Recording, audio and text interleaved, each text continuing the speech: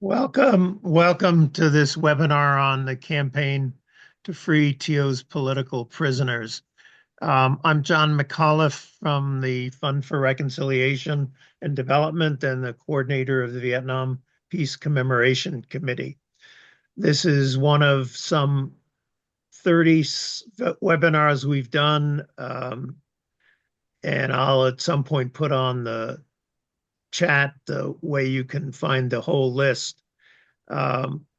Mechanically, just to let you know what's going on, the chat is closed until we get to the discussion stage of the program, so as not to distract folks from the presentations that are being made.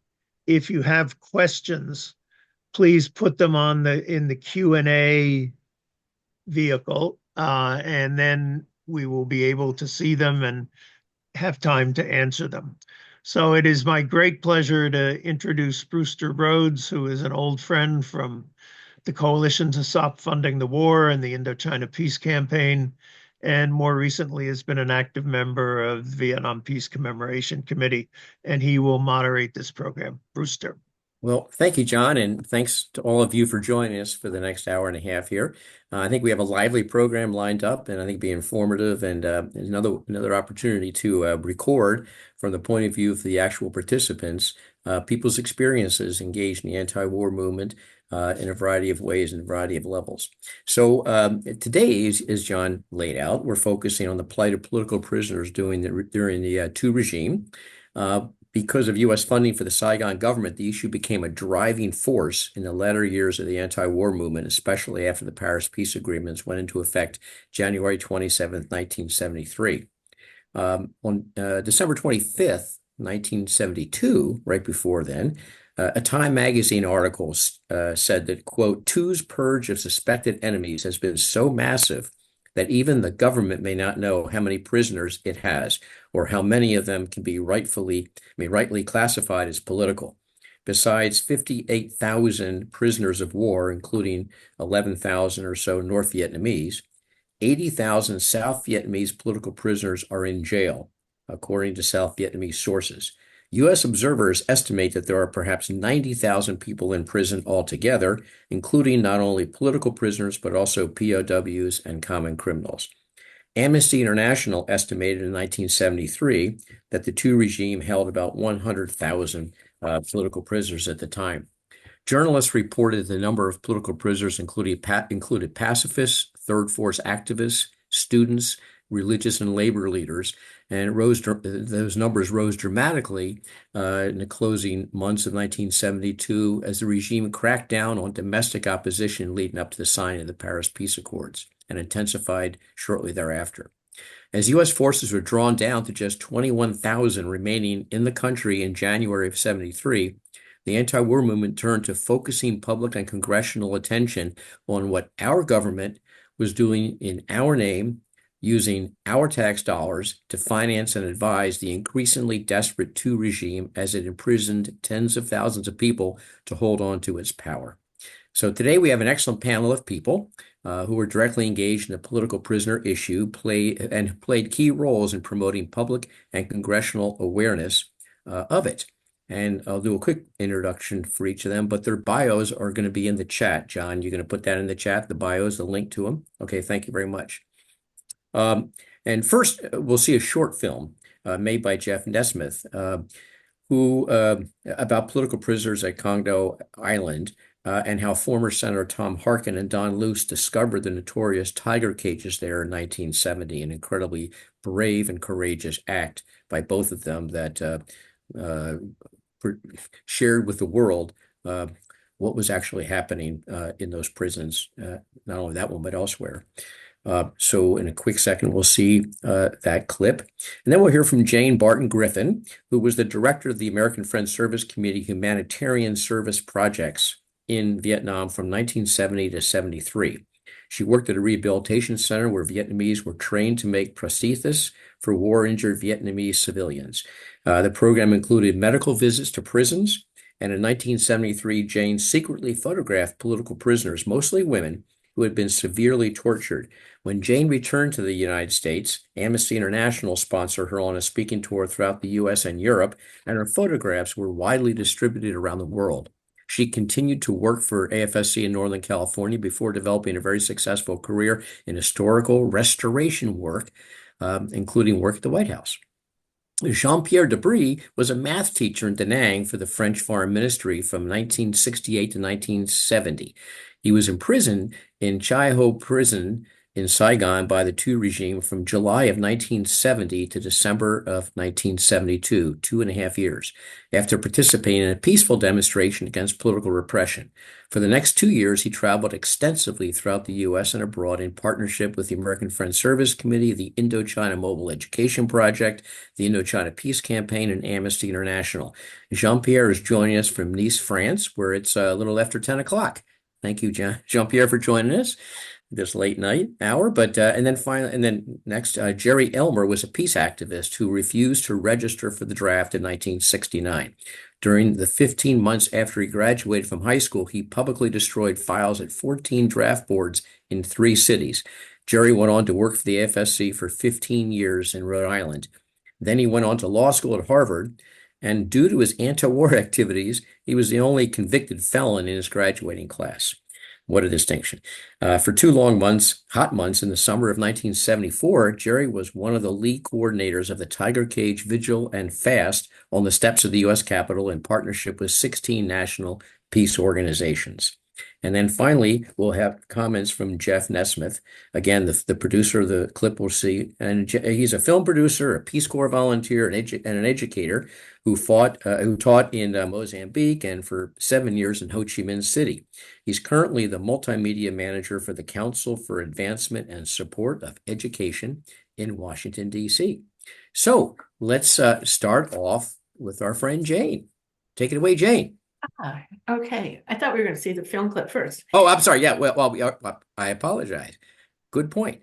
Jeff, can you roll your clip? Thank you, Jane. Here we go. This will set the stage and help us understand what we're all talking about.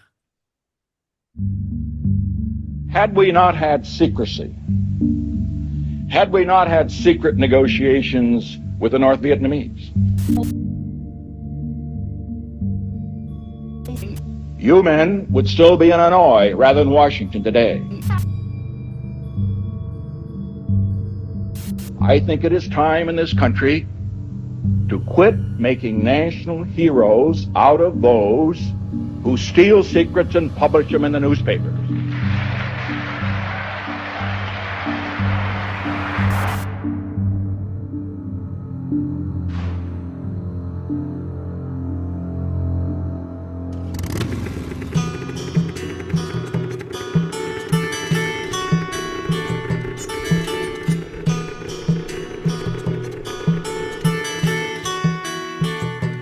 Mấy cái mã đó là mấy chị ở tù chung hy sinh đó. Nó đánh hy sinh 3 chị trong vòng 10 ngày. Đi chôn phải cho chị em tôi đi theo, không biết mã mò sau này tôi về tôi đi thăm viếng hay là gia đình tao thăm viếng. Nó cho đi. In the summer of 1970, I was working in the House Post Office, just a staff guy. The guy that ran the post office came up to me and said, "Hey, your boss wants to see you." They were planning a congressional delegation to go visit Vietnam and wanted to know if I would go along as his staff person. And I said, sure. In preparation for this, I began to compile material and briefing books and things like that for the congressman. For my own knowledge, I started reading up more on South Vietnam. And someone, I don't know who it was, I can't remember, gave me this book by Luce called Vietnam, The Unheard Voices. The pier that I'm sitting on is called Pier 914. It got that name because 914 political prisoners died in the construction of this pier. Hong Song has got empty beaches, white sands, turquoise waters. Parts of the island are very mountainous. It's the kind of place that on the surface, a lot of travelers look for. But it has a very, very sad history. There were some just horrific things that have happened here. There are a lot of people who believe it's haunted by ghosts of the former political prisoners. They refer to them as prisons, but they really were torture chambers. They had American advisors in the prisons, American military who were aware of the conditions, and they really were kept a secret. The horrors of what was going on there were kept a secret. And in 1970, a U.S. Government delegation came to see what was really going on there.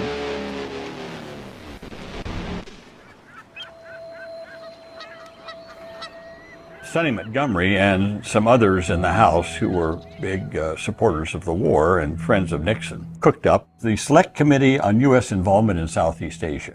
Congressman Montgomery is the leader of this outfit. Its charge was to investigate all aspects of our involvement in Southeast Asia. Everything. Ở đó không biết cái đoàn nào đâu. Ở tù như ở ông Tủ. Hồi nào không cho ra, anh đánh. Không biết cái đoàn nào. Còn ở đó chứ đâu. Mẹ cộng sản ngu dốt cũng quánh. Muốn quánh hồi nào quánh nào. Tom had read a book I'd written and wanted to meet me and wanted to find some of the student leaders who had written a report about Kon Son prison. I read the book. And I thought, wait a minute, there's something else going on here. These congressmen ought to know about this. So we get there, and I met with Don Luce. I had the embassy track him down and told him who I was and what we were doing there. Don was telling me about his friend Loy had been a student leader. He and his brother had been involved in a demonstration against the war and had been sent to these so-called tiger cages. They're called the tiger cages. They were used to house what they called the most difficult prisoners, those who were causing the most trouble for the South Vietnamese. The students refused to take their exams until their leader, Loy, was let out of jail. They didn't know where he was. So they let Loy out, and they told him, you are not to talk about this to anyone, because remember, we have your brother here. Loy, through Don, said, look, I don't know if I can trust you, but someone has to know this story. There were civilian prisoners being put there, and the U.S. is involved in this. He said, look, I have to trust somebody. I have to take a chance, because they told me they would kill my brother. And he drew me a map.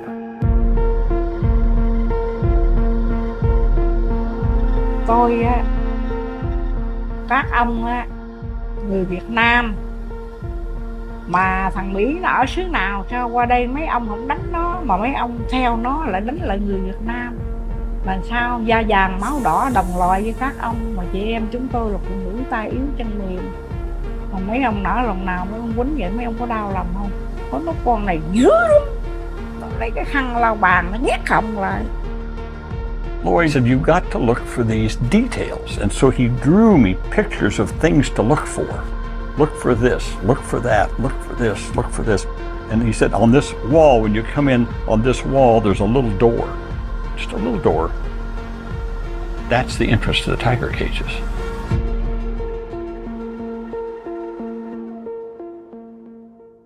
So I sat down with some congressmen the next morning, and I said, I'd like to propose that a couple of congressmen go to the island. Nobody wanted to. They were over there to see the war. Except one congressman, Gus Hawkins, was an African-American congressman from the Watts district of Los Angeles. He said to me, yeah, well, Mr. Harkin, I'll go, but I needed one other one. And I went to Bill Anderson, congressman from Tennessee. He agreed to go. They asked me to go as their interpreter. On the way out, the U.S. prison advisor, Frank Walton. Red Walton, big, red-haired, big guy. Said that it was the largest prison in the free world, and it was more like a Boy Scout camp. He said, our prisoners should have it so good. And we are talking to him about these stories about the tiger cages. He said, oh, that's just communist propaganda. 9 tháng 10 lạnh thì xô nước đó mình nước tạt vô. Mà tháng nắng là vôi bột với là nước tiểu ở trên nước đổ xuống. Nó là còn chết đâu có ngán gì đâu. Tay giờ là mấy đầu con tay tới giờ này vẫn còn tê. The flight was about an hour, and we meet Colonel LeVay. We went to the first camp. I'm looking at my map. And I said, it doesn't correspond. Went to the second camp, still didn't match my map. Went to one more camp, and we went in, and I said, aha, this is it. I walked back between these walls, and I turned left, and I look, and there's that little door. I said, Congressman, I found it. I found out where the tiger cages are. Tell Colonel Vey you want to know what's between these walls here. I took Luce. I said, come on, Don. We walked ahead, turned the corner, and stood by this door. And Vey sees me standing there by that door. He got very excited. Oh, door permanently locked. No sooner had he said that, and I hear this clunk. There was a guard on the other side of that door. He obviously heard Colonel Vey's voice, and he was going to open the door, and the door swung open. And I will never forget Colonel Vey standing there and this look on his face. He just stopped. I immediately grabbed Luce. I ran through the door and in, and that's where the tiger cages were. And you could walk down like a catwalk over the prisoners. They were down below us. People crammed into these small spaces. One person had part of his hand chopped off, and a very elderly woman had been blinded from the caustic lime. Filthy, dirty conditions. Another guy had his head was chopped open. It was terrible. The smell was just awful. I took my camera and I started taking pictures. I just started clicking away.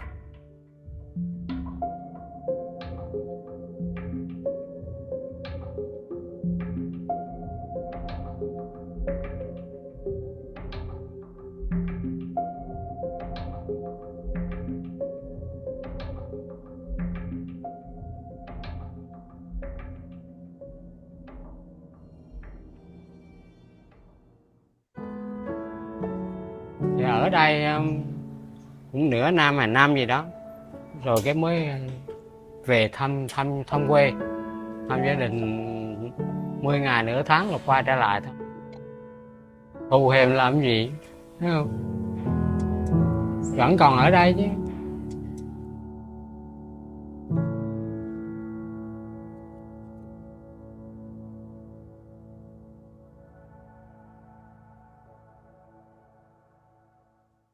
Jeff, thank you very much. Very powerful. And I'm reminded that there is a link to the film in the chat, correct, John? Yes. Anyway, it will be there, correct? We can put a link to the film so people can see it in the chat there in the bio. It's on the bios page. Excellent, fine. Everything is on the bios page. That's where people should go for resources. Good. So please feel free to check that out and to share that with other folks. So now we'll get into our short presentations. We're going to do 2 rounds. We're going to ask each person to briefly explain, share their experiences in the country, and except for Jerry. And the second round, we'll have a discussion about what they did once they came back to the States and shared their stories with the rest of the world.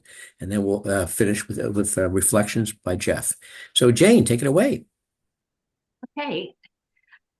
Well, my contribution to the campaign to release Vietnamese political prisoners was similar in a sense to Don Luce and Congressman Harkin's contribution, because what I was able to do was to take pictures of political prisoners, and it was these actual pictures taken by Americans that brought a witness to the reality and truth of the campaign. It's important to understand that I was working in South Vietnam, Quang Ngai, the capital of one of the provinces, and there were 2 types of prisons in the province. One were prisoners where supposedly criminals were kept, and the other were interrogation centers. We were not allowed into these interrogation centers, but you can see why the number of political prisoners was so enormous, because you've got these structures with metal roofs, so it's very hot. And this is an old and not very clear picture, but they're surrounded by barbed wire, and there are watchtowers. So we, the AFSC committee staff, didn't have access to the interrogation center. In the middle of the interrogation center was a room where prisoners were tortured. At one point, in 1973, the South Vietnamese government, and these are political prisoners, these are South Vietnamese, people aren't always getting that straight, so were tortured so badly that the South Vietnamese government, the military and the police decided that they maybe would move some of them to a building on the grounds of the local hospital. Better that they die at the hospital than leave the evidence in the torture room at the interrogation center. And that's when I was able to get into that room. There were about 14 beds, 2 prisoners to each bed, men and women, and they were chained or handcuffed to their, well, actually even chained, you can see the chain here, to their beds with, thanks to American funding, these are handcuffs made by Smith & Wesson. So we know where the people were. The next question is, who was torturing them? There was a CIA compound in Quang Ngai, and they had their own planes and armored cars, or cars that had blacked windows. And the prisoners told me that it was often the CIA staff that were torturing them, but there were also American military. In most cases, when the Americans were there, they were training Vietnamese in various torture techniques. The interesting thing about going into this structure on the hospital grounds was that there was just one guard, and he didn't seem to be that interested in preventing me from going into the room. And so I had a lot of time to sit down and talk to the prisoners, to take their pictures, to get their stories.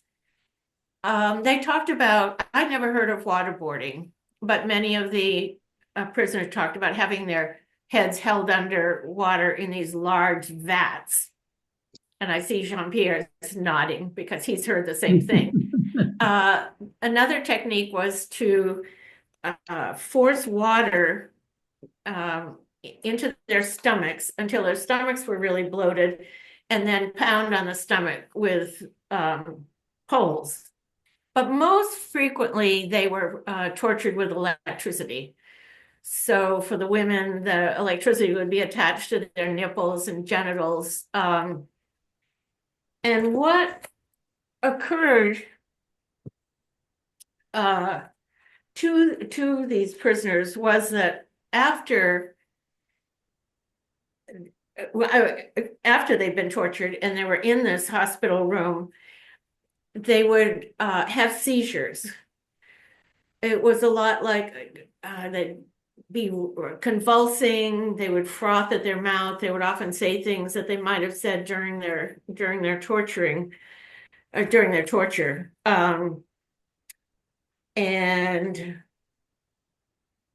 I have a picture. It's on the other side of the, anyway, but I've taken pictures of these women who were convulsing. So we know where the prisoners were, what methods of torturing they were given, and these were just average civilians. As the American troops had already they've been pulling them out, and the South Vietnamese were very nervous about being able to hold on to an ability to keep control of Quang Ngai, for example. So here's one of the prisoners who was tortured. She's a 67-year-old woman who was partially paralyzed. Both her legs were broken. She's sitting or lying on a piece of cardboard They cut a hole in the cardboard through which she could defecate because she couldn't walk to go to a bathroom. This is a 14-year-old boy, a really, let's see, handsome guy. His father was a nurse at the province hospital. And he was picked up carrying 2 vials of penicillin, which his father had probably given to him. The young boy claimed that he was taking these penicillin to his grandfather, but because the government suspected that he might have been doing something else with the penicillin, they just rounded him up, and there was no trial, he was questioned, and then they would put him through torture to see what truth he might give, or whether he had contacts on the other side.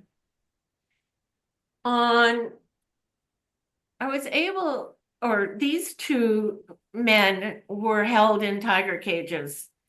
You can see that their legs had atrophied because they were kept underground for so long, and they weren't allowed to stand up or go outside to walk.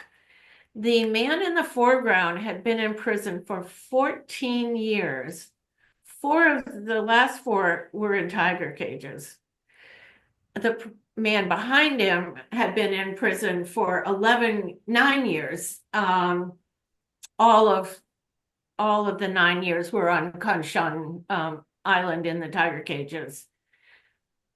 They were able to regain the ability to walk through physical therapy at the rehabilitation center. And the tragedy of it was that the man in the foreground, when he finally returned to his village, stepped on a mine and was killed. So this was a witness through the photographs and through documents. I wasn't the only person on the Quaker staff who had witnessed the torturing, and there were many of us testified before Congress. Thank you, Jane. Yep. Excellent. We'll come back to you about what you did with the information and the pictures you took, and the role you played in helping to tell the world what was happening. Thank you. Jean-Pierre, we'd love to hear your amazing story. Amazing. The film that I saw brought back to my memory the face of Colonel Nguyen, who was at the tiger cages location that you showed on the film. Colonel Nguyen was brought back to the Thieu prison where I was in 1970, from 1970 to 1972. And, Jane spoke about the waterboarding torture. When I was arrested, the very first days that I was arrested, they brought me to the police station of the first precinct of Saigon, which is contiguous to the American embassy. Okay? In fact, there was a door communicating from the US embassy to the police station. I know this because when I got arrested, 2 American people came out from this door to check if I was American. Okay? Then this is the place where they tried to intimidate me by practicing this waterboarding in front of me on a Vietnamese man. Maybe he was 40 years old or something like that. They say to me that he was taken prisoner, he was captured because he had an AK 47 gun with him. And so they tried to make me afraid, by torturing him. Now, what they wanted to know, they didn't believe that the leaflet asking for peace, written in Vietnamese, was written by me. So they wanted me to denounce the person who made this leaflet in Vietnamese for me. So I was lying on the stretcher because they beat me when they arrested me. I have still my ribs broken 50 years later, never repaired. Okay, my ribs. And since I wouldn't say that somebody helped me write the leaflet, about the second or third day, I don't remember, they took me to the Central Police Office near Thuy in Saigon, which is called Tong Nha Can Sát in Vietnamese. So, the normal policemen were not bad with me in uniform, they were not bad with me, but they used very young kids, guys, who had revolvers, guns under their shirts. They took me to the Central Police called Tong Nha Can Sát. At first, they put a hood on my face. They forced me to lie down in the jeep, and they put their boots and their M16 guns on my back, and then they took me for 1 hour or 2 hours in Saigon, trying to make me not recognize where we were going. And they were whispering in my ears, somebody is looking for you to kill you. Somebody is going to kill you. And then I was taken to the Special Police Center. The director of which was Colonel Nguyen. And they didn't torture me. And I was lucky enough because Colonel Nguyen interrogating me, he said he didn't believe I wrote the leaflet. He said, if you wrote it, then you can write it back. Okay? So they gave me a piece of paper, a pen, and I knew by heart, the leaflet. So I started to write it again in Vietnamese. And he said, I still don't believe you. He said to me, what does Song Trong Nhung Lua means, which is a very Vietnamese sentence, which means that I was denouncing the authorities of South Vietnam of living with lots of privileges. The sentence was Song Trong Nhung Lua. He said to me, explain to me what it means. And I said, it means you live in velvet and silk. And he was completely disarmed. So I was not tortured the way I saw at first, like waterboarding. But again, I said that everything Jane said before, exactly, most of the tortures were waterboarding, mostly waterboarding, electricity, and also needles under the nails, okay? Now, after maybe 1 week or 10 days, they took me to the Thieu prison in Saigon. At first, I was completely isolated, from the other prisoners. I was on the second floor of the prison. Sometimes, I was sometimes when they wanted to displace me to another cell,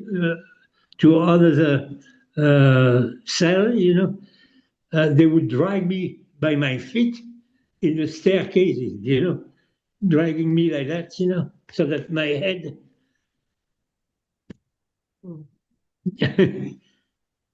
That's all.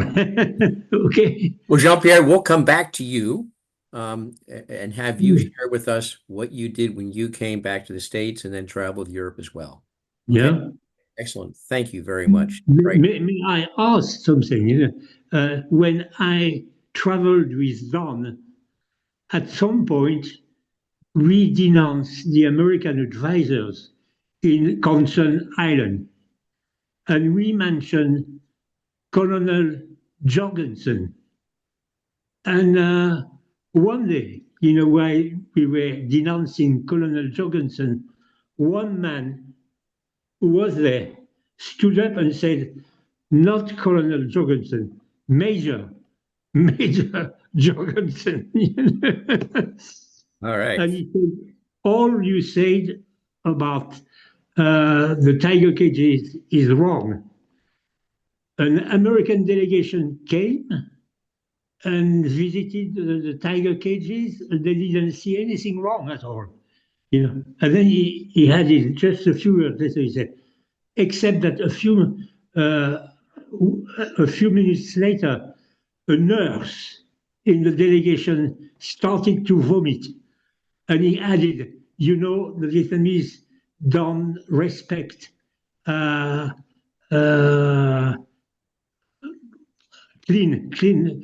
cleanliness, It was so dirty. She vomited because it was so dirty. The Vietnamese are not respected clean conditions. Gotcha. Okay. Well, we need to move on right now, and then we'll come back to you as well as Jane and Jeff. So, Jerry, take it away. Thank you very much, Brewster. What is, I think, important to realize is the context that the peace movement in the United States found itself in the period after the peace agreement was signed in January 1973. The war was continuing. American financial aid for the Saigon government was enabling the war to continue, but most Americans mistakenly believed that the war was over. And the challenge for us was to persuade people that the war was not over, that it was the US aid to Saigon that was allowing it to continue, and to try to get that American aid cut off. The future one of these webinars, Brewster and others will be talking about the coalition to stop funding the war in Washington. I was involved in the Tiger Cage Vigil and Fast in Washington that took place in the summer of 1974 from June 23rd till August 23rd, 1974. A number of peace activists in New England working for AFSC in the winter and spring of 74 had found that a very good way to talk to Americans about the fact that the war was not over was to bring around a full-scale replica of one of these Vietnamese tiger cage prison cells that were being used to torture Vietnamese political prisoners. We built several of those full-sized replicas, and we brought them around to public parks, streets, downtown cities, college campuses, parks, and other places. We used this as a way of explaining to Americans that the war was not over. The tiger cages had been built by an American company, Raymond Morrison Knudsen, Brown, Root, and Jones, using American tax dollars. The Thieu government was continuing the war with American tax dollars. The war wasn't over. We wanted to cut US funds for the war. With the support of 16 national peace groups, we mounted this project in Washington, D.C. It had really three components. The first part was that we vigiled on the Capitol steps and we mounted this full-size tiger cage replica at the main entrance to the U.S. Capitol, the main door leading into the rotunda. This was back in the days when people were allowed to demonstrate there. We had literally tens of thousands of tourists, American tourists, tourists from all over the world, coming to see the Capitol. And right there outside the rotunda was our tiger cage replica. We had people chained in it every day. We gave out leaflets in English, in French, in German, in Spanish, explaining that the war was not over and that it was the United States that was permitting the war to continue. Second part of the project was that participants who came from all over the country for a week at a time to take part would fast during their time in Washington. One of the AFSC staff coordinators of the project, Carol Bragg, actually fasted the entire 63 days of the project. The third component of the project was what we called congressional visitation, visiting members of Congress, urging them to stop U.S. funding for the war. Each week, between 30 and 50 people came to Washington, each week from a different part of the country. 1 week from New York, 1 week from New England, 1 week from Chicago, 1 week from the South. Those people, as part of their week in Washington, would visit their own members of Congress, but importantly, people who passed by and were appalled at the sight of the tiger cage wanted to know, what can we do to help end the war? And we would say, go talk to your member of Congress right now, today. Scores, hundreds of tourists did that. They often came back and reported to us what their member of Congress said. During the summer, we visited 250 members of Congress, senators, representatives. It was about half of the Congress, but importantly, we visited every single swing vote, the member of Congress who was on the fence about cutting off aid for the war. During the course of the summer, Congress, in a series of moves, cut 50% of U.S. funding for the war. The Flint-Jaimo Amendment, Roybal Amendment for military appropriations for the war. 50% of the funding for the war was cut during the course of the summer. And as a result of that, and other factors, including the work of the coalition to stop funding the war, when the liberation forces mounted their spring offensive in the spring of 1975, the Saigon government did not have the backing of the US, did not have the funding to continue the war. And of course, the war came to an end on April 30th, 1975.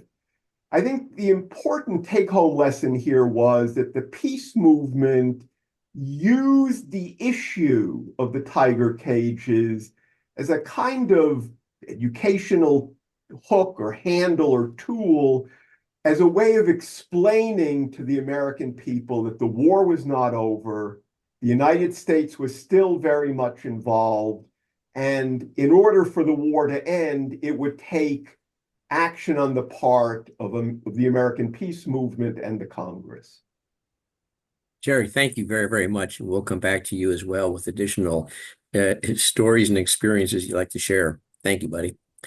So Jeff, so good to have you with us, and thanks again for the film. Any reflections on this topic from your personal firsthand experience? Right. Thank you for having me.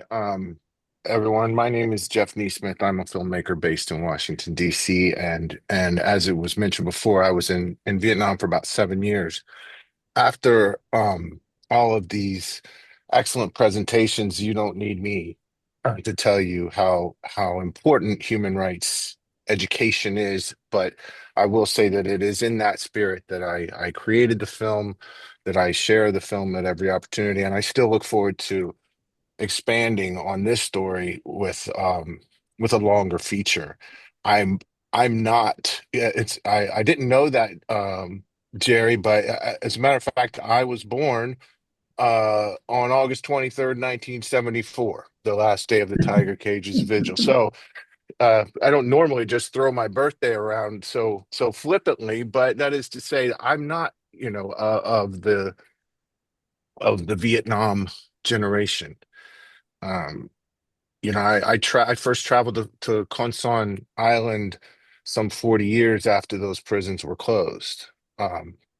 But even someone my age or younger, I could tell you that visiting those prisons even today leaves an indelible mark on you. And I remember returning to Saigon from my first trip to Condal, and my wife saying, "Well, how was it?" And I said, "Well, it was beautiful. The island is paradise. It's one of the most picturesque landscapes I've ever seen. The ocean, the beaches, it's beautiful. But I need some time before I go back because it is it's a moving, it's more than a moving experience. It's an impact when you see the abuses that took place in the tiger cages. It's real and it's lasting. It's a visceral human to human experience that I believe it transcends history classes and politics and foreign policy leanings, and it just leaves you shook.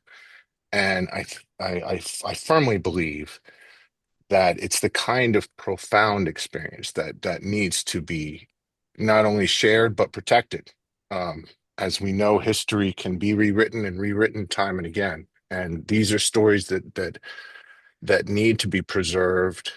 I believe that's the safest protection we have as human beings against repeating that same kind of horrific behavior over and over again.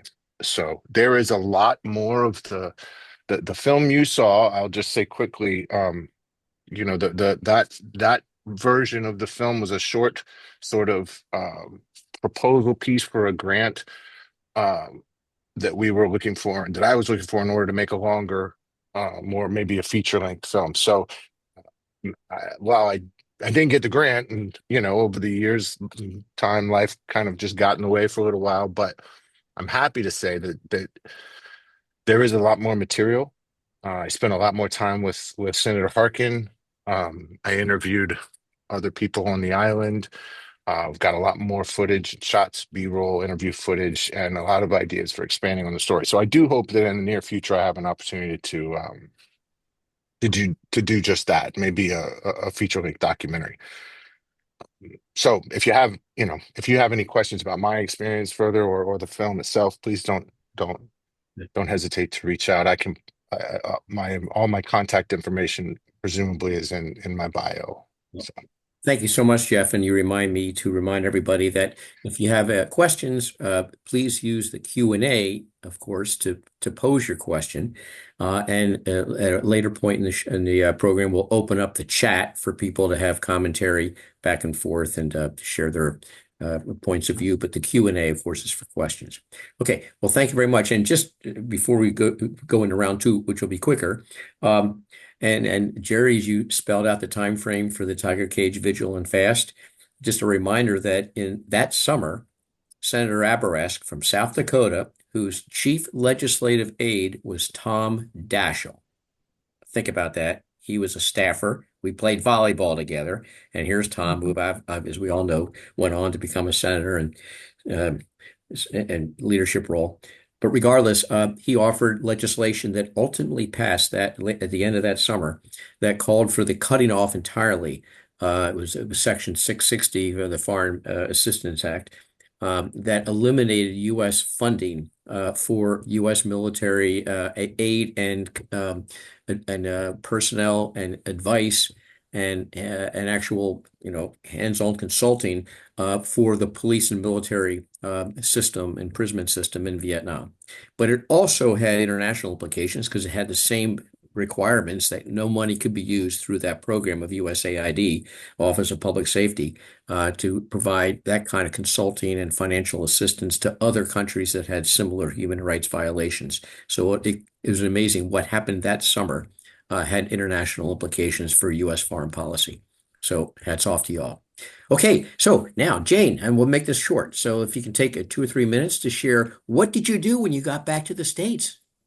Well, AFSC actually had these photographs for a while before I got back.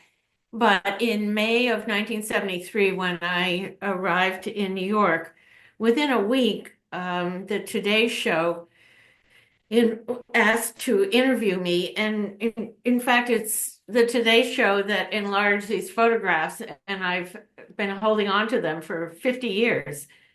After that, AFSC organized a speaking tour across the country, and a couple of cities in Canada.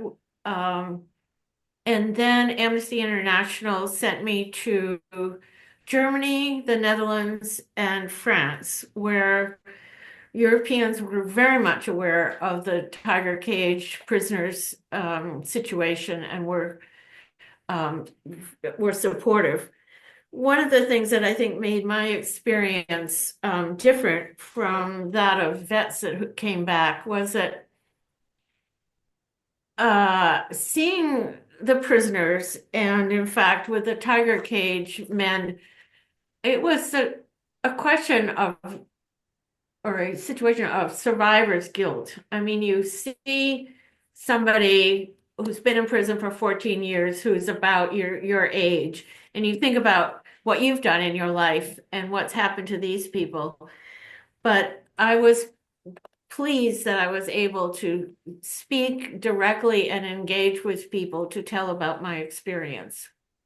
I also found my photograph of the woman who it was just one of many women who had a seizure afterwards. What I thought was very brilliant about this campaign was that you had the eyewitness, the photographs, you had the tiger cage in, and actual objects that were in the public eye and were taken around to many places. And then I too worked in Washington for 2 months with the Coalition to Stop Funding the War and the Friends Committee on National Legislation.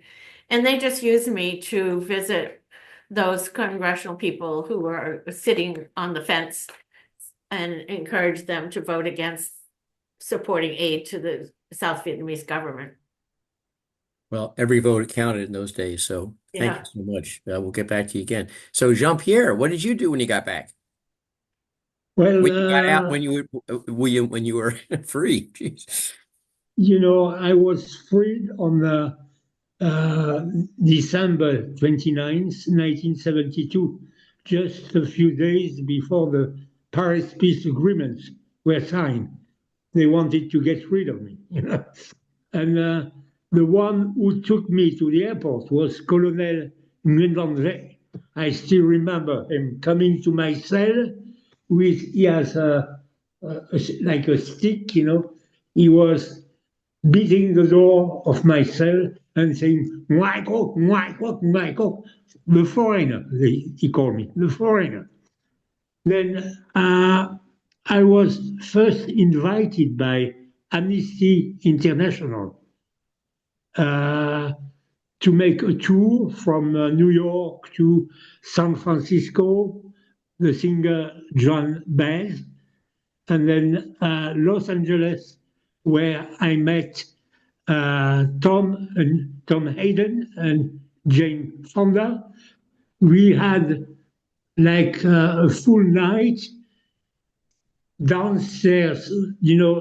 Dan Ellsberg was living in a skyscraper, in Los Angeles. And half of the night, Jane, Tom, and me sat on the road, and we started to speak a lot about what was going to be done, about it. And they invited me to come back for a very long tour of the US, which lasted maybe 1 month. From Los Angeles to Berkeley to San Francisco to Oregon, and then Minneapolis, and then Boston, New York, and Florida,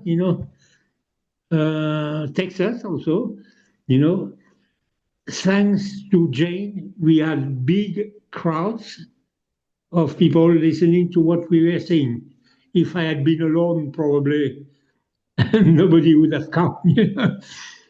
And I think it was very, very, very successful, because that was the time when the American POWs were coming back from Hanoi, speaking about the tortures, that they had to suffer in Hanoi. And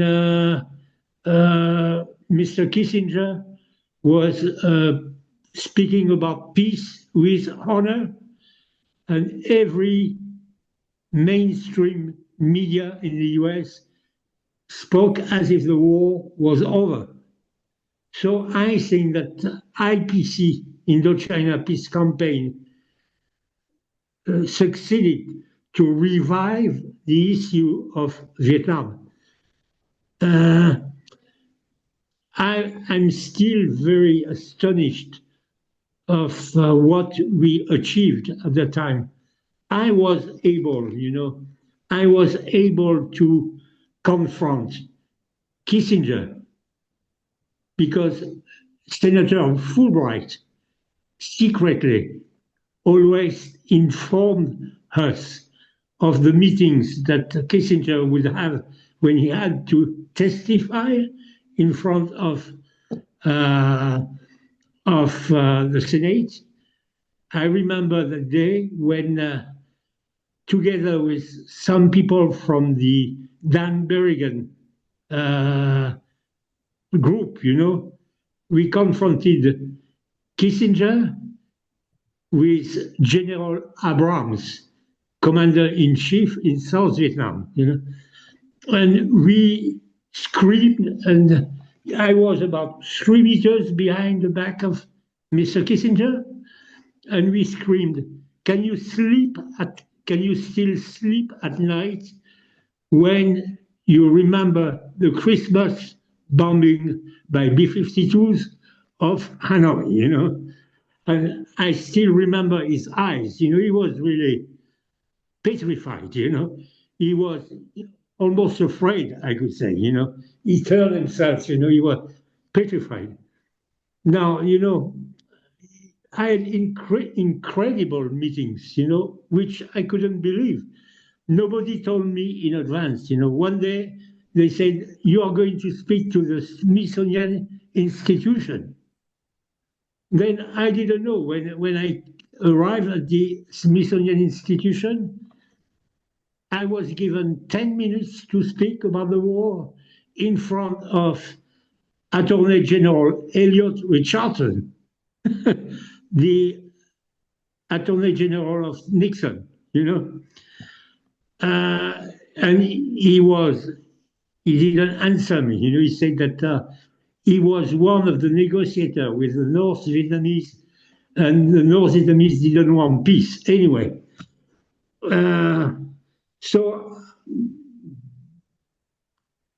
well, what can I say more? Well, I think we do have some additional commentators here, and so if we can move on right now, we'll have a chance for some more dialogue afterwards. And Jerry, anything you'd like to add to your experiences with members of Congress, with the public? No, you can move on. That's fine. Well, please chip in. I know, John, we have a couple of additional guests, and can you make the introductions? You're on mute, John. All right. Okay, good. Thank you. We have first Nguyen, and you should unmute yourself and say a little bit about who you are and what brings you into this topic, and then a couple of minutes of your reaction to what you've heard so far. And Lady Borton is also supposed to be up, but I'll have to go back and look for her. Hi, thank you, John. Thank you, everyone. I just my name is Nguyen. First of all, I am a historian. I currently work at the Bureau of Labor Education at the University of Maine, but I got my PhD in history. I study with the anti-war scholar and activist Nguyen Long, whom I'm sure some of you here have known or talked to. I want to thank you, all the panelists, and especially John, for organizing such an incredible webinar on an important topic. I especially want to thank Jean-Pierre and Jane, whom I knew only as Jane Barton. In my research, I benefited greatly from your sources and findings when I wrote both my master's thesis on the women's anti-war movement in South Vietnam and my dissertation on the Third Force in South Vietnam. I especially appreciate this topic because when we talk about the Vietnam War, we often think about the first Republic of Vietnam under Nguyen as a significantly more violent and politically repressive period. The cult of personality around Diem, right? The self-immolation of the Buddhist monks, the pagoda raids that ultimately ended in the assassinations of Diem and his brother Nguyen. But one of the arguments that I think is very much highlighted in this program and that I try to present in my research are the Third Force. Of course, the Third Force are the intellectuals and activists who are not ideologically communist, but who opposed the war in South Vietnam, is that the Second Republic under Nguyễn Văn Thieu was at least as politically repressive and possibly less stable than the First Republic. Both President Thieu and his allies in Washington acknowledged the importance of curbing democratic freedoms and subduing political dissent. The importance of all of those things to Thieu's survival as the leader of South Vietnam. And this need became ever stronger, right? After Thieu secured his second term in office through a scandalous one-man presidential race in 1971. Because of the way that election went down with Thieu as the only candidate for president, his perceived legitimacy became even more eroded, or I suppose his perceived illegitimacy. So instead of trying to regain that legitimacy by releasing political prisoners and easing press censorship, for example, he did the opposite. And even though some American officials expressed concerns or even opposition to Thieu's increasing political repression, they did not prevail over more hawkish voices. And I know I only have a couple of minutes, but I just want to share one quick example that I think is relevant and that could kind of add to this discussion, is that one of Thieu's most draconian attempts to curb democratic freedom, as many of you here know, was his implementation of Decree Law 007/72, which requires South Vietnamese newspapers to deposit a lump sum of money in order to remain in operation. So as a result of this, almost 35 out of over 40 South Vietnamese publications were forced to close or go underground. And the majority of them, of course, were either moderate or opposition newspapers. And in the end, only one legal opposition publication survived, and that was the daily newspaper Dinh Tân, or Telegraph, which was one of the biggest newspapers back then. But it too was soon brought to court for having published statistics of US bombing in Vietnam from a Cornell University research paper. Because the daily's editor and director were both national legislators in South Vietnam and were therefore immune to criminal charges, according to the law back then, the court prosecuted the secretary of the newspaper instead, and she was sentenced to 1 year in prison. So that's kind of echoing back to the point that Jane raised earlier about just the kind of insane reasons behind why for why some of these prisoners ended up in prison. So I don't have time left, so I'll end my observation there, but I want to thank you all again for this wonderful webinar. Our second guest is Lady Borton, who is an old friend from American Friends Service Committee days, and of all of the Americans who have been involved with Vietnam, from the peace perspective, Lady's understanding is probably the most profound culturally and historically, both from the length of her experience and from what she brought to it. Lady. Thanks, John. The thing that I basically have learned is that I don't know, and that's actually a great thing to know. And my sort of favorite saying is, it's not what we thought. With the Quang Ai story and its work with prisons, I think it began with our key Vietnamese staff, first hired, older, much older than I, passed many years ago. And she opened a daycare center and wanted to have children. There were many children in the prison, little kids in the prison and babies in the prison. And the prison was across the street from the house where we lived.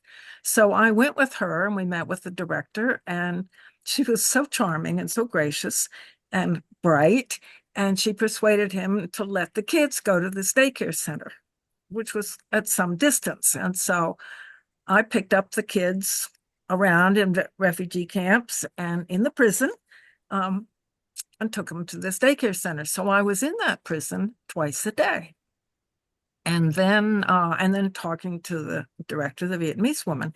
So I saw the conditions, and we had a wonderful doctor on our team, Marge Nelson, who died fairly recently, a great loss. And so Sun Lan got, she went back to the director and said, look, there's a doctor across the street. Let the doctor come in the prison. And so every Friday afternoon, Marge and I went in the prison, and she saw patients who had come from torture. It's when they were building the center that Jane showed you. It was built by American Seabees. And Marge was terrific. And she, of course, was a doctor. And she had been captured by the revolutionaries, by the NLF during the Tet Offensive. So she had a lot of credentials.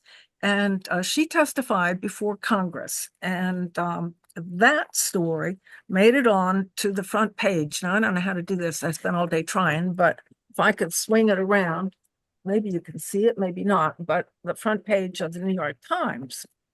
She testified before Congress, and she continued on with that work. And we had a prison ward, which is what Jane described. Jane and David Borton followed me. They came, we always had co-directors, and they came in 1971, not 1970, because I never overlapped with them.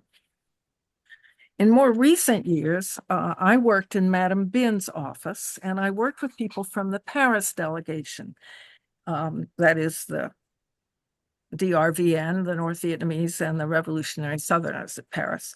And we did a photo book. We spent about 5 years doing it because it was a lot of coming and going, but a lot of loyalty and a lot of stories.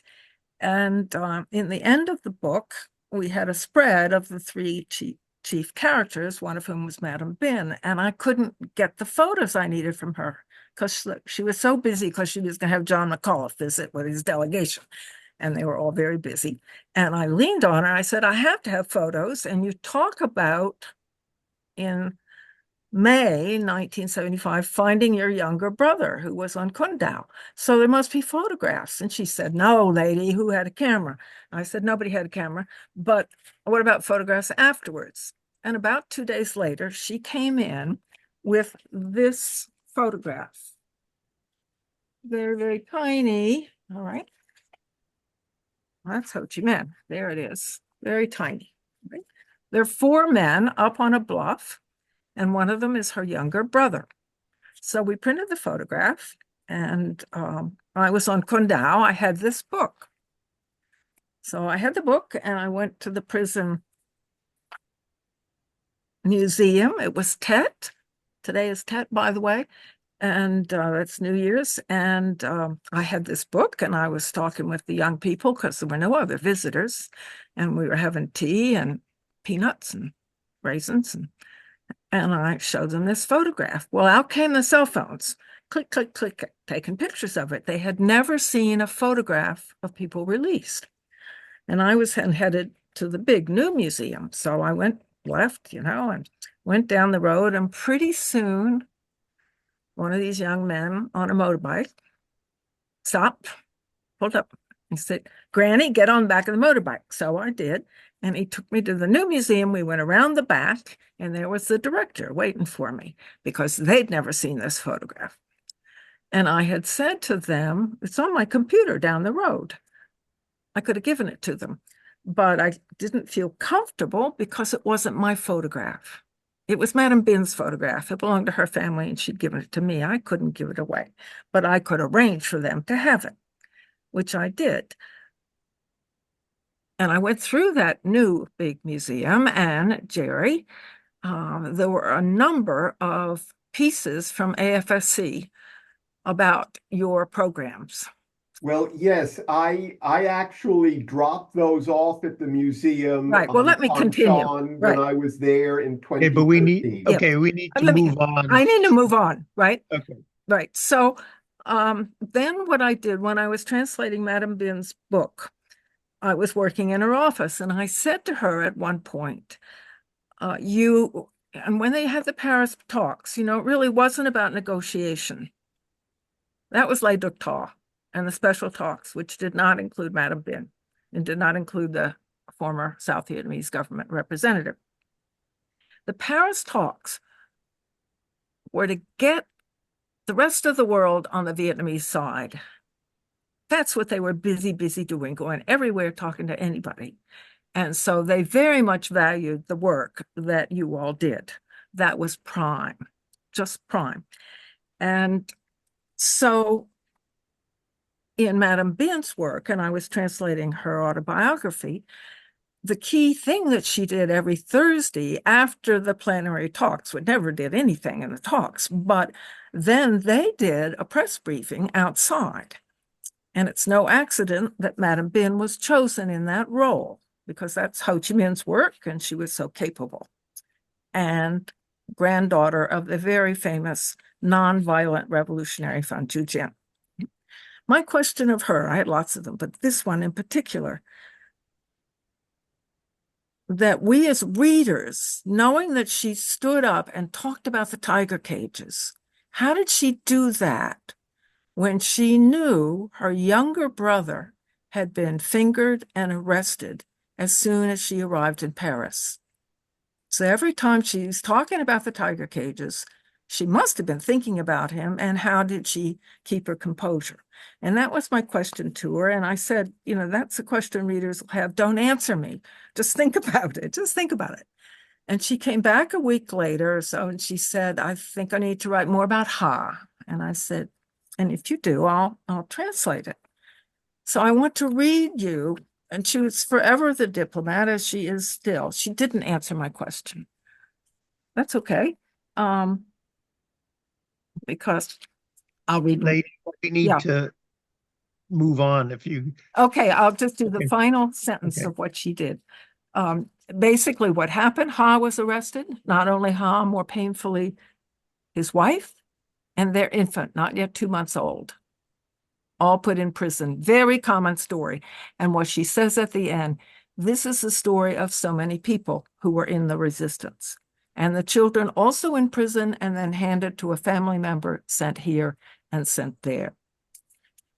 I know many people who were in prison. A month ago, I met with some of the women, as I do every time I'm in Ho Chi Minh City, who were on Con Son, and they're endlessly grateful for the work that you all did. Thank you very much. Brewster, we have 2 questions. Great. That are posted. And did somebody answer them? They just disappeared. Any rate, the one question from Doug Hostetter. I believe I have heard or read that Con Son was also a prison island during the French War. Did the Americans just add on to the French prison, or did we build a new separate prison? And Jeff, you answered it, but why don't you say it verbally now? So. Sure. My understanding was that the French built the prisons going back. I think I read the first prison was built in 1862 by the French on Con Son. They built many prisons for both Vietnamese and Cambodian dissidents, and then in the 1950s, when the United States gained control of the island, we took over those prisons, utilized those prisons, and built more in the same style. And in fact, the cemetery outside the prison today has many gravestones to prisoners who died during the period of French colonialism as well as the American War. The new cages were called buffalo cages, and they were built by RMK BRJ, Raymond Morrison Knudsen, Brown Root, and John. Yeah. And these belong to the Halliburton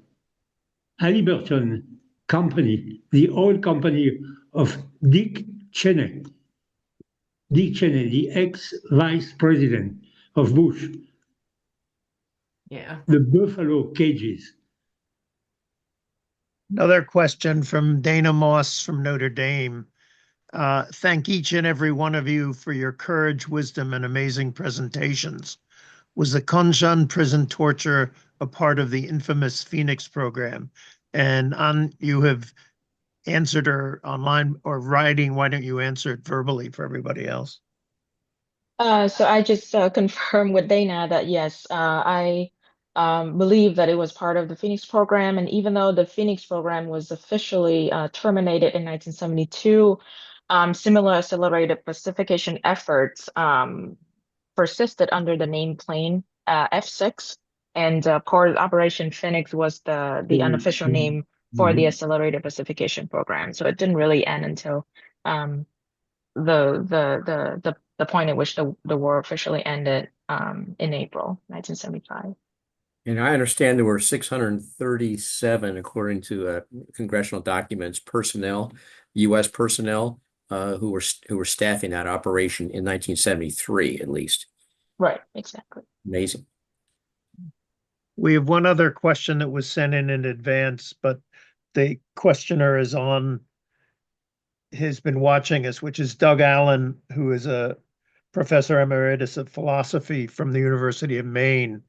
And he broadens this a bit, which is anybody could have a opinion on. How are the experiences and lessons from the campaign to free Thieu's political prisoners instructive in 2025 in raising awareness of and resistance to so many examples of political prisoners, torture, fascistic concentration of power and domination, and more in the USA and elsewhere today? Brewster, would you go ahead? Well, I looked at Jerry on this as well, but I think that the thing that this issue did was to humanize what our dollars were being used for in that final phase of the war. I mean, there are all kinds of other expenditures that the U.S. military aid and economic assistance, were used for beyond just this repression and political and prison system. But we helped people see these are real people who were students, who were pacifists, who were third force leaders or labor leaders, community people, who educators who were just standing up for what they believed in, and they got nailed and tortured and put in jail and sometimes died from it. And that's how our tax dollars are being spent. So I think it connected to the public. Jerry saw that. The impact of that when people came marching by the Capitol and saw their tiger cage. I did a week-long tiger cage vigil in Williamstown, Massachusetts in April of '74, Jerry, and we had John Pierre come up and speak as part of that week-long series of activities. But we had a 24-hour, 1 week, it wasn't a fast, but a vigil. And we got incredible public attention, editorial in the local paper, 3 different newspaper stories, all talking about what we were trying to communicate, that people were being tortured and imprisoned and using our tax dollars to fund it. And it just, I think, opened up a lot of doors, especially in the religious community, what we were calling for, and was a reason for folks in the religious community. I'm not just talking about the Brethren, the Quakers, and, and the Mennonites, but mainstream church people, religious people. So, well, I think a lot about the prisons in Syria where there were, thousands of political prisoners, and in Israel, where there've been lots of Palestinians held. The leverage was, of course, in the case of Vietnam, we were funding them. So it was cutting off that funding, but it was also humanizing it through these photographs of the individuals and humanizing it through the use of tiger cages in public spaces. Excellent. I John, think any more another, questions? Yes. well, I think another way of saying this is that even though Amnesty International already existed at that point, what you all did, what we did, since I was part of it too, was make the issue of human rights a public concern in the way it had never been before, because it was so tightly tied into the question of U.S. policy and U.S. funding. And so all of the attention, as Jane pointed out, in terms of Israel and the Palestinians, I mean, that energy is a derivative not directly derivative, although some people are probably following through from one issue to the other, but the spirit of raising up the problem of people in political imprisonment comes from that era. That's all we have on actual questions. But John, one thing, just to follow up, Sure. follow up directly on what you're talking about. Think about the national leadership role that Congressman at the time became Senator Harkin played. Here's a staffer, becomes a member of Congress, becomes a U.S. Senator. It was Tom Harkin who led in the Senate and in the House before the effort to make human rights a key element in evaluating U.S. military and foreign aid around the world, in Asia, in Central America, in other parts of the world. So it was Tom Harkin who just drove, based on his experience with tiger cages, the national debate and passed major foreign policy legislation. And that just grew. When you see him in the movie, it just says, "Oh my God!" I keep forgetting the key role, the Coalition for New Foreign Military Policy that followed up after the coalition stopped fighting the war. We gave Tom Harkin our first Human Rights Fighter of the Year award at a major board meeting. Some of you were there, just to recognize his incredible leadership. And I would just add, like, very quickly, hearing from the people within South Vietnam themselves was very helpful to the cause as well. I mean, even people like Madame Ben, who, even though she held the position in the official government, he was herself from the bourgeoisie, and she received Western education. A lot of the people in the Third Force, the religious communities that Brewster mentioned, not just the Catholics, but the Buddhists as well themselves, were very much influenced by the French education in Vietnam. I was surprised when I went to do research just last year, 2 years ago, at the Swarthmore Peace College, Swarthmore College Peace Collection, that there were as many as over 600 monks who were held in South Vietnamese prisons by 1974 for refusing military service. And when we think about the effort to release political prisoners, we think about the Catholics, the progressive Catholics, more than the Buddhists, but Buddhists themselves were also quite involved in this effort to get people to be released. And I think for the Americans, to hear from these intellectuals, from these students, activists, people who had no apparent reason to join the communists, speak about the real conditions in Vietnam or in South Vietnam was quite appealing and eye-opening. Great. John, anything else on the chat? Well, I have one contemporaneous reference to make, but why don't you finish up or let me say that and then I'll make announcements later. While we were on air, as it were, it was announced that President Trump is going to use the Guantanamo prison as a place to collect migrants that he's forcing out of the U.S. who are not being received by their home countries. So just they're hopefully not going to be in the prison part of Guantanamo, but even so, the circle comes around. John, if these people are held against their will, it doesn't matter what part of the base they're on. Being held against your will is imprisonment. You will have a good chance to say that, Jerry, as widely and loudly as possible. It's just Well, thanks for that real-time update on dynamics in our country here there, John. Appreciate that. Any closing word from our panelists? Is there something we missed or something you wanted to say but didn't get a chance to in the remaining 2 minutes? Anybody? I could Okay. say one thing quickly. Yes, Lee. I've done some work in getting back to Vietnam, some of the material that actually came from them, or organizing material, or our organizing material that we have in attics. And I place them in museums, and they are endlessly glad to have them. That's homemade posters, and I have 2 bracelets. We have bracelets with the names of political prisoners. I don't know who, I think AFSC did that, but I don't know which office.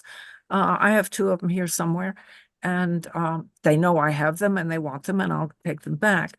But I would be glad to take anything like that you have that are sort of souvenirs that's our part of the story, or sometimes it's their part of the story that we happen to have received, and you don't know what to do with it, and the grandkids aren't interested. They're very interested in Vietnam. Yes. Well, thank you to our speakers. Really appreciate your insight and sharing your experience. It's been wonderful to reconnect with so many of you. And Jean-Pierre didn't get a chance to tell his story about how he learned how to pick Smith & Wesson handcuffs with toothpicks. But that's a great one. And I really appreciate all the folks who were listening in and watching this show today. Appreciate if you can share it with others who weren't able to join us. But I think this is a powerful, very insightful program. So thank you very much. I'll turn it back over to you, John. Thank you, Brewster, and to everyone.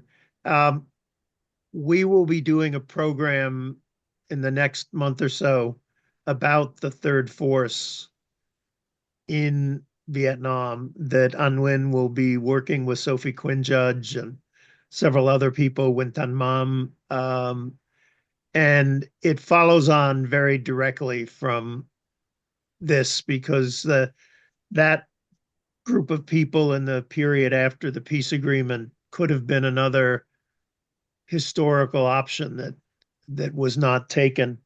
The other thing that I need to just say because of concerns within VPCC is that things were not easy after the end of the war. Some of the people, the tiger cages were closed, but there was political repression. There still is political repression. Vietnam is not a perfect country, and neither is the United States. But nothing that's happened post-war is anywhere near in the realm of horror that was taking place in Con Son and in other places in Vietnam, funded and advised by the United States. We are doing a trip to Vietnam for the 50th anniversary of the end of the war, and one of the places we are going is Con Dao, Con Son Island. And as a result of all of what we've done in preparation for this, I'm going to try and extend the time we're on Con Dao Island and Con Son to try to experience it at the several levels that show up in Jeff's film. And there's another film that's on the bios page that he made with a person that does tour guiding, that'll give you even more of a sense of the island itself. So take a look at that, and we up until about the middle of February, we can still add people. So just let us know if you are interested. Hopefully by tonight, I will have put the video of this program on YouTube, and a note will go out to everyone. As always, we get twice as many registrants as are on during the program, but then people watch it and it gets shared. The YouTube version gets shared widely, and we encourage you to do that. Because I forgot to open it, the chat was not as voluminous as it often is, but I will put the chat on the bios page as well, so that if stuff has been entered there that you want, you don't have to have written it down. It'll be available there in a day or two. So thank you, Brewster. Thank you, Mark, who helped to set this up. And we will have 3 or 4 more programs in this series.